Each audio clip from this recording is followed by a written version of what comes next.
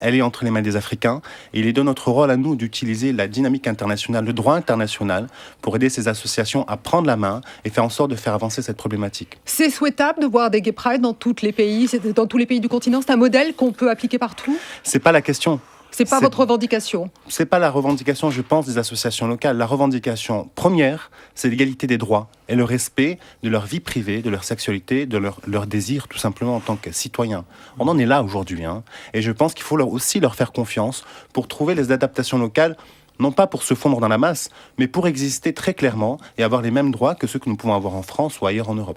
Il faut qu'on parle quand même aussi du sida. Est-ce que le sida, ces dernières années, n'a pas changé le regard sur les homosexuels ?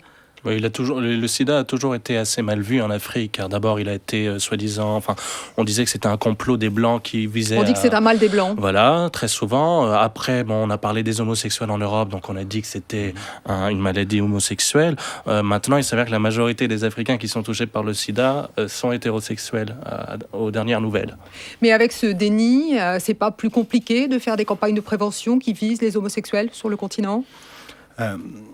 Je pense que les deux questions se sont mélangées aujourd'hui. On en est là.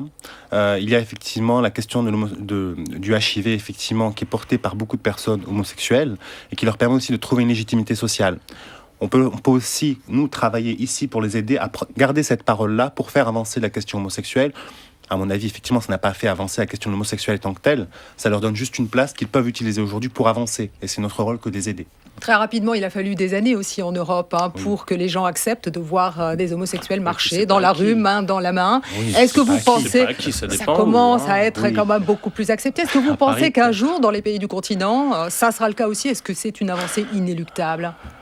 Je pense aussi qu'il faut faire attention. L'Afrique, comme le Moyen-Orient, ont leur propre culture.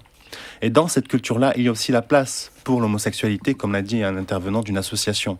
Donc je pense aussi qu'il faut leur faire confiance pour trouver le bon équilibre par rapport à la société. Mais rappelons encore une fois qu'il y a une revendication de droit et la tradition est là aussi pour aider ces personnes-là à trouver leur place. Vous êtes confiant, Yann ? Confiant, pas spécialement. Je suis pas spécialement pessimiste. Je vois simplement qu'il y a beaucoup d'efforts actuellement, grâce à Internet, grâce à la médiatisation, la globalisation, les informations circulent. Oui. Ce qui se passe au Sénégal, je pense dans les années 80, on n'aurait pas eu autant d'écho. Maintenant, il y a un écho.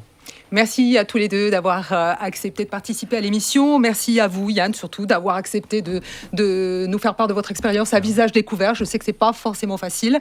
J'en profite pour présenter votre dernier film qui sort dans quelques jours, Occident, qui traite de cette question de l'homosexualité.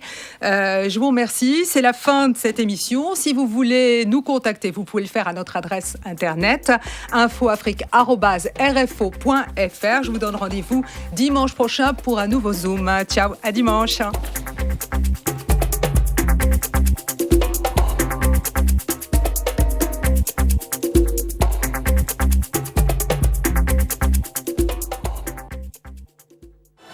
Sur France Télé.